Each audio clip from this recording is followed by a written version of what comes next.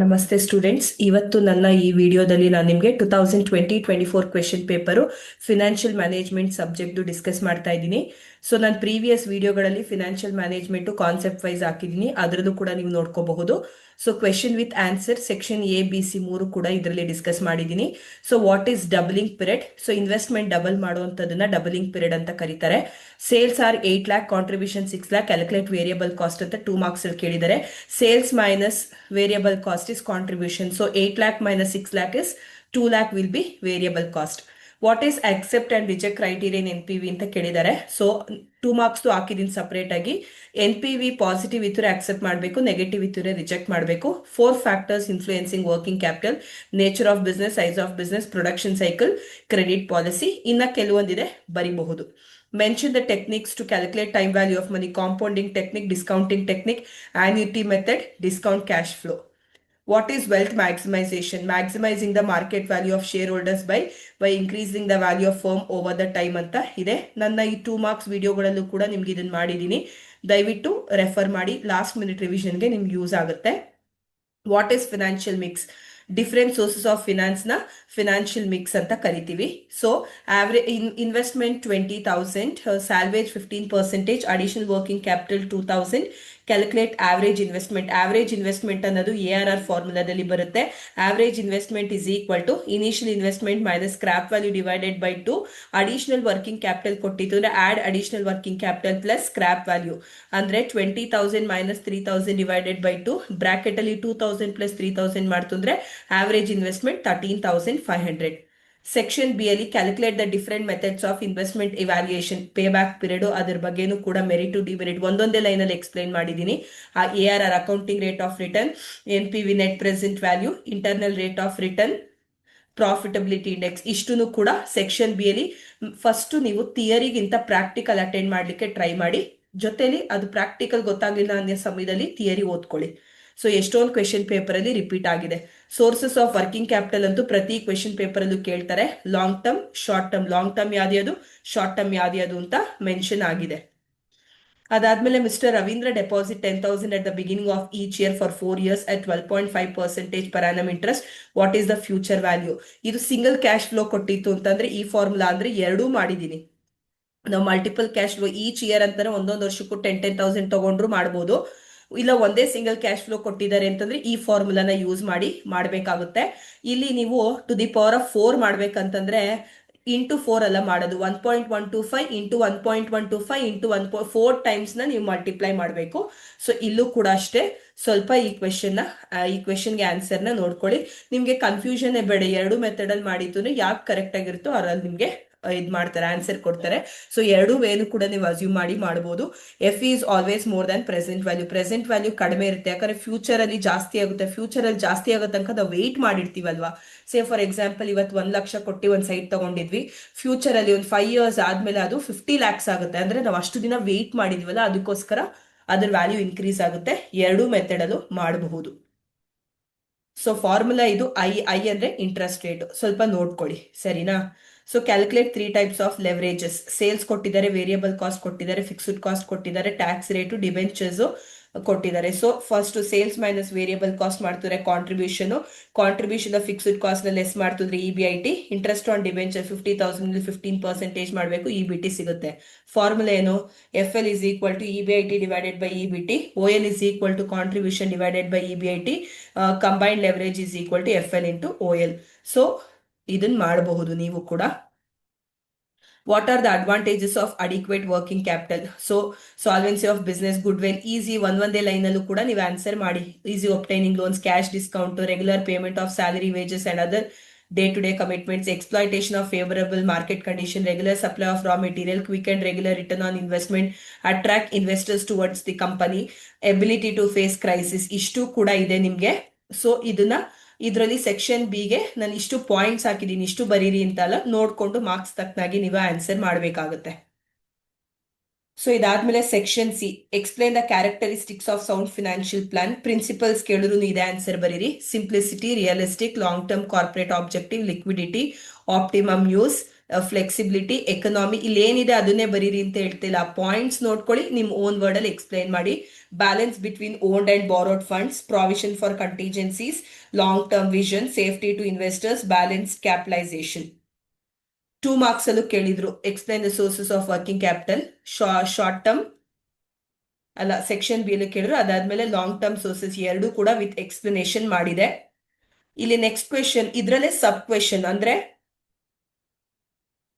So ನಮ್ಗೆ sources of working capital ಕೂಡ ಕೇಳಿದ್ದಾರೆ. ಇನ್ನೊಂದು ಸಬ್ ಕ್ವೆಶನ್ ಆಗಿ ಫಂಕ್ಷನ್ಸ್ ಆಫ್ ಫಿನಾನ್ಷಿಯಲ್ ಮ್ಯಾನೇಜ್ಮೆಂಟ್ ಕೇಳಿದ್ರು, ಇದೇ ಬರೀರಿ. ಫಿನಾನ್ಸ್ ಮ್ಯಾನೇಜರ್ ಕೇಳಿದ್ರು, ಇದನ್ನೇ ಬರಿಬೇಕಾಗುತ್ತೆ. ಎಸ್ಟಿಮೇಷನ್ ಆಫ್ ಫಿನಾನ್ಷಿಯಲ್ ರಿಕ್ವೈರ್ಮೆಂಟ್ಸ್, ಎಷ್ಟು ಫಂಡ್ಸ್ ಬೇಕು ಅಂತ ಎಸ್ಟಿಮೇಟ್ ಮಾಡ್ತಾನೆ. ನೆಕ್ಸ್ಟ್ ಸೋರ್ಸಸ್ ಆಫ್ ಫಂಡ್ಸ್ ಯಾವುದು ಅಂತ ನೋಡ್ತಾನೆ. Allocation of funds long term short term pattern design ಮಾಡಬೇಕು.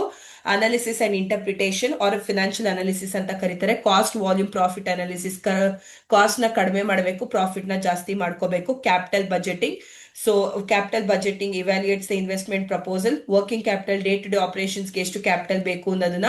Profit planning and control, fixed asset management, dividend policies, ಇಷ್ಟುನು ಕೂಡ ನೀವು ಬರಿಬೇಕಾಗುತ್ತೆ. ಸೊ ನೋಡ್ಕೊಂಡು ಮಾರ್ಕ್ ಅಂದ್ರೆ ಇಷ್ಟು ಅಂತಂದ್ರೆ ಲೈಕ್ ಇದು ಸ್ಟೆಪ್ಸ್, ಅವ್ನ್ ಏನೇನ್ ಸ್ಟೆಪ್ಸ್ ತಗೋಬೇಕಾಗುತ್ತೆ, ಏನೆಲ್ಲ ಫಂಕ್ಷನ್, ಯಾವ ರೀತಿ ಅವ್ನು ಏನ್ ಕೆಲಸ ಮಾಡ್ತಾನೆ, ಹೇಗೆ ವರ್ಕ್ ಮಾಡ್ತಾನೆ ಅನ್ನೋದಕ್ಕೆ ಸಬ್ ಕ್ವೆಶನ್ ಆಗಿ ಕೇಳಿರೋಂಥದ್ದು. ಕ್ವೆಶನ್ಗೆ ಸೆಕ್ಷನ್ ಸಿ ಅಲ್ಲಿ ಕೇಳಿದ್ದಾರೆ. ಸೊ 2 ಕ್ವೆಶನ್ ಒಂದೇ ಇದರಲ್ಲಿ ಕೇಳಿದ್ದಾರೆ, ಎ ಮತ್ತೆ ಬಿ ಅಂತ. ಎರಡಕ್ಕೂ ಹಾಫ್ ಮಾರ್ಕ್ಸ್ ಇರುತ್ತೆ, ಅಂದ್ರೆ 14ಗೆ 7 ಇರುತ್ತೆ. ಸೊ ಇಲ್ಲಿ ಒಂದು ನಮ್ಗೆ calculate EBIT of EPS, EBIT EPS 2, 3, 4, 5. ನನ್ನ ಒಂದು ಪ್ರೀವಿಯಸ್ ವಿಡಿಯೋದಲ್ಲಿ ನಾನು ಇದೇ ಕ್ವೆಶನ್ಗೆ 2 ಮತ್ತೆ 3ಗೆ ಮಾಡಿದ್ದೀನಿ.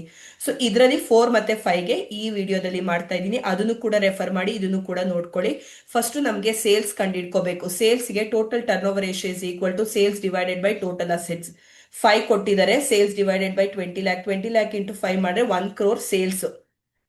ಸೊ ಫಸ್ಟ್ ನಾರ್ಮಲ್ EPS ನ ಕಂಡುಹಿಡ್ತೀರಾ. Sales minus variable cost, contribution minus fixed cost, ಆಮೇಲೆ EBIT ಬರುತ್ತೆ. ಡಿಬೆಂಚರ್ ಇಂಟ್ರೆಸ್ಟ್ ನ ಲೆಸ್ ಮಾಡ್ತೀರಾ, EBT ಬರುತ್ತೆ. ಟ್ಯಾಕ್ಸ್ ನ ಲೆಸ್ ಮಾಡ್ತೀರಾ, EAT ಆರ್ PAT ಬರುತ್ತೆ. ಪ್ರಿಫರೆನ್ಸ್ ಡಿವಿಡೆಂಡ್ ಇಲ್ಲ ನಿಲ್ಲ ಅಂತ ತಗೋತೀರಾ. Earnings available for equity shareholder ಸಿಗುತ್ತೆ. Divided by number of equity shares ಮಾಡಿ EPS 49.33 ಪರ್ ಶೇರ್ ಬರುತ್ತೆ.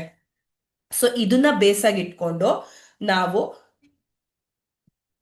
ರಿವರ್ಸ್ ಮ್ಯಾನರ್ ಅಲ್ಲಿ EBIT ನ ಕ್ಯಾಲ್ಕುಲೇಟ್ ಮಾಡ್ಬೇಕು. ರಿವರ್ಸ್ ಮ್ಯಾನರ್ ಅಂತಂದ್ರೆ earnings available for equity shareholders ಇಂದ ಹೋಗ್ಬೇಕು.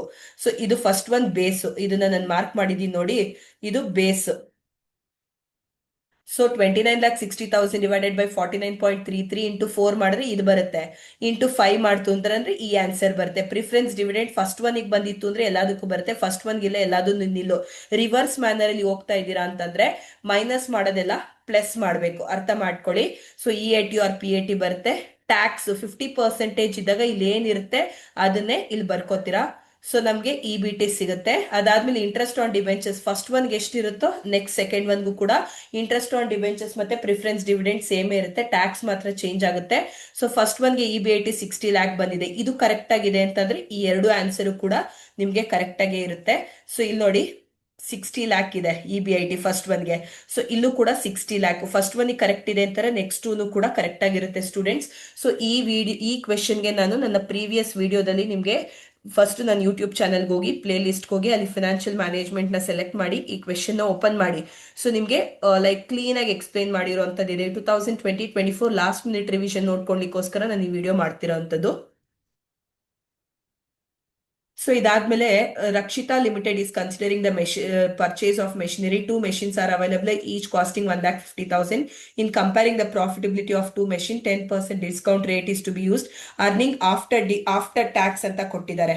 ಸೊ ನಮ್ಗೆ ಕೇಳಿರೋಂಥದ್ದು calculate net present value. Net present ವ್ಯಾಲ್ಯೂಗೆ ನಮ್ಗೆ ಬೇಕಾಗಿರೋದು before depreciation after tax. So ನಾನು ಇದನ್ನ ನನ್ನ ಒಂದು ವಿಡಿಯೋದಲ್ಲಿ ಯಾವ ರೀತಿ ಕ್ವೆಶನ್ ಕೊಟ್ಟಾಗ ಯಾವ ರೀತಿ ತಗೋಬೇಕು ಅನ್ನೋದನ್ನ ವೆರಿ ಫಸ್ಟ್ ವಿಡಿಯೋದಲ್ಲಿ ಎಕ್ಸ್ಪ್ಲೈನ್ ಮಾಡಿದ್ದೀನಿ. ಸೊ ಅರ್ನಿಂಗ್ ಆಫ್ಟರ್ ಟ್ಯಾಕ್ಸ್ ಅಂತ ಕೊಟ್ಟಿದ್ರೆ ಡಿಪ್ರಿಸಿಯೇಷನ್ ನ ಆಡ್ ಮಾಡಬೇಕಾಗುತ್ತೆ. ಬಿಫೋರ್ ಡಿಪ್ರಿಸಿಯೇಷನ್ ಆಫ್ಟರ್ ಟ್ಯಾಕ್ಸ್ ಸಿಗುತ್ತೆ. ಸೊ ಈಗ ಅದಕ್ಕಿಂತ ಮುಂಚೆ ಫಸ್ಟ್ ಡಿಪ್ರಿಸಿಯೇಷನ್ ನ ಕ್ಯಾಲ್ಕುಲೇಟ್ ಮಾಡೋಣ. Cost of an asset minus scrap value divided by estimated life. 1,50,000 divided by 5 years ಮಾಡ್ತು ಅಂದ್ರೆ ಡಿಪ್ರಿಸಿಯೇಷನ್ ಬಂದು 30,000. ಸೊ ಇವಾಗ ಮೆಷಿನ್ ಹೇಗೆ ನೋಡಿ, ಇಯರ್ ಇದನ್ನ PAT ಪ್ರಾಫಿಟ್ ಆಫ್ಟರ್ ಟ್ಯಾಕ್ಸ್ ಅಂತಾನೂ ಕೂಡ ಕರೀತಾರೆ, ಇಲ್ಲಾಂದ್ರೆ cash flow after depreciation after tax ಅಂತಾನೂ ಕೂಡ ಕರೀತಾರೆ. ಇದಕ್ಕೆ ಡಿಪ್ರಿಸಿಯೇಷನ್ ನ ಬರ್ಕೊಂಡು ಆಡ್ ಮಾಡಬೇಕು. ಆಡ್ ಮಾಡಿದಾಗ ಬಿಫೋರ್ ಡಿಪ್ರಿಸಿಯೇಷನ್ ಆಫ್ಟರ್ ಟ್ಯಾಕ್ಸ್ ಸಿಗುತ್ತೆ. ಸೊ ಇದಕ್ಕೆ ಡಿಸ್ಕೌಂಟ್ ಫ್ಯಾಕ್ಟರ್ನ ಕೊಟ್ಟಿರೋಂಥ ಡಿಸ್ಕೌಂಟ್ ಫ್ಯಾಕ್ಟರ್ನ ಮಲ್ಟಿಪ್ಲೈ ಮಾಡ್ತೀರಾ. ಮಲ್ಟಿಪ್ಲೈ ಮಾಡಿದಾಗ ನಮಗೆ present value of cash flow with discount factor ಸಿಗುತ್ತೆ.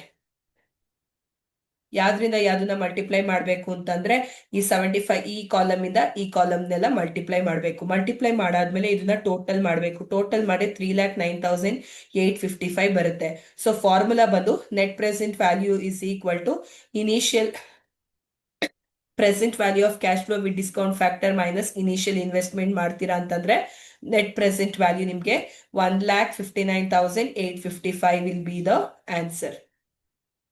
ಸೊ ಇದಾದ್ಮೇಲೆ ಮೆಷಿನ್ ಬಿಗೂ ಕೂಡ ಇದೇ ತರ ಸಪರೇಟ್ ಆಗಿ ಮಾಡೋಣ. ಒಟ್ಟಿಗೆ ಫೈಂಡ್ ಔಟ್ ಮಾಡಿದೀವಿ ಡಿಪ್ರಿಸಿಯೇಷನ್, ಪುನಃ ಮಾಡುವಂತ ನೆಸೆಸಿಟಿ ಇಲ್ಲ. Year after depreciation after tax depreciation ಬರ್ಕೊಂಡು ಆಡ್ ಮಾಡ್ತಿದ್ರೆ ಬಿಫೋರ್ ಡಿಪ್ರಿಸಿಯೇಷನ್ ಆಫ್ಟರ್ ಟ್ಯಾಕ್ಸ್. ಅದಾದ್ಮೇಲೆ ಡಿಸ್ಕೌಂಟ್ ಫ್ಯಾಕ್ಟರ್ ನ ಮಲ್ಟಿಪ್ಲೈ ಮಾಡಬೇಕಾಗುತ್ತೆ. ಮಲ್ಟಿಪ್ಲೈ ಮಾಡ್ತಿದ್ರೆ present value of cash flow with discount factor ಸಿಗುತ್ತೆ. ಸೊ ಇದನ್ನ ಟೋಟಲ್ ಮಾಡ್ತೀರಾ. ಟೋಟಲ್ ಮಾಡಿದಾಗ ಇಷ್ಟು ಟೋಟಲ್ ಬರುತ್ತೆ. ಸೊ ಇವಾಗ ಇಲ್ಲಿ ಫಾರ್ಮುಲಾ ಅಪ್ಲೈ ಮಾಡ್ತೀರಾ. ಫಾರ್ಮುಲಾ ಅಪ್ಲೈ ಮಾಡಿದಾಗ present value of cash flow with discount factor minus initial investment ಮಾಡಿದ್ರೆ ನೆಟ್ ಪ್ರೆಸೆಂಟ್ ವ್ಯಾಲ್ಯೂ 1,76,925 ಬರುತ್ತೆ. ಇಷ್ಟು ಕೂಡ ನಮ್ಗೆ ಕೇಳಿರೋಂಥದ್ದು ಕ್ವೆಶನ್ ಅಲ್ಲಿ ಬರೀ ಎರಡೇ ಕೇಳಿರೋದು, ಮೆಷಿನ್ ಎ ಮತ್ತೆ ಮೆಷಿನ್ ಬಿ ಗೆ. So net present value calculate ಮಾಡಿದಿರಾ. ಇದೇ ಕ್ವೆಶನ್ಗೆ ಪ್ರಾಫಿಟಬಿಲಿಟಿ ಇಂಡೆಕ್ಸ್ ಕೇಳಿತ್ತು ಅಂದ್ರೆ ಮೈನಸ್ ಮಾಡೋ ಜಾಗದಲ್ಲಿ ಡಿವೈಡ್ ಮಾಡಿದ್ರೆ ಪ್ರಾಫಿಟಬಿಲಿಟಿ ಇಂಡೆಕ್ಸ್ ಸಿಗುತ್ತೆ. ಸೊ ನನ್ನ ಪ್ರೀವಿಯಸ್ ವಿಡಿಯೋಗಳಲ್ಲಿ ನನ್ನ ಪೇ ಬ್ಯಾಕ್ ಪೀರಿಯಡ್ ಬೇರೆದೆಲ್ಲದೂ ಕೂಡ ARR ಎಲ್ಲ ಹೇಗೆ ಮಾಡಬೇಕು ಅಂತ ಎಕ್ಸ್ಪ್ಲೈನ್ ಮಾಡಿದ್ದೀನಿ. ನಾನು ಇವತ್ತು ನನ್ನ ಈ ವಿಡಿಯೋದಲ್ಲಿ ನಿಮಗೆ 2020-24 ಕ್ವೆಶನ್ ಪೇಪರ್ ಮಾತ್ರನೇ ಕ್ವೆಶನ್ ವಿತ್ ಆನ್ಸರ್ ನ ಡಿಸ್ಕಸ್ ಮಾಡಿರುವಂತದ್ದು ಸ್ಟೂಡೆಂಟ್ಸ್. ಸೊ ನಿಮ್ಗೆ ಇನ್ನ ಏನಾದ್ರೂ ಡೌಟ್ ಇತ್ತು ಅಂದ್ರೆ ದಯವಿಟ್ಟು ನನ್ನ ಕಮೆಂಟ್ ಬಾಕ್ಸ್ ಅಲ್ಲಿ ಕಮೆಂಟ್ ಮಾಡಿ. ಐ ಹೋಪ್ ನಿಮಗೆ ಇದು ಲಾಸ್ಟ್ ಮಿನಿಟ್ ರಿವಿಷನ್ಗೆ ಹೆಲ್ಪ್ ಆಗುತ್ತೆ ಅನ್ಕೋತೀನಿ. Thank you students.